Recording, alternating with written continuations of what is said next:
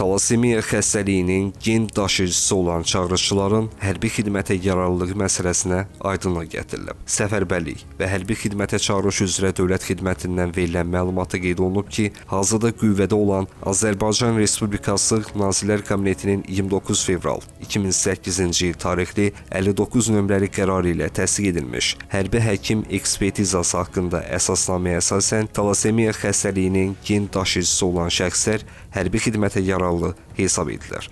Belə ki, əsasnamənin xəstəliklər cədvəlinin 1-ci qrafasının tələblərinə uyğun olaraq talasemiya xəstəliyinin gen daşıyıcısı diaqnozu ilə şəhadətləndirilən çağrışçılar A3 təyinat göstəricisi ilə hərbi xidmətə yararlı sayılır. Qeyd edək ki, hərbi xidmətə yararlılıq dərəcələri çağrışçıların sağlamlıq vəziyyətinə uyğun olaraq hərbi həkim komissiyaları tərəfindən müəyyən edilir. Talasemiya gen daşıyıcılığı isə mövcud qaydalara əsasən şəxsin hərbi xidmət keçməsinə mane yaradan hal hesab olunmur.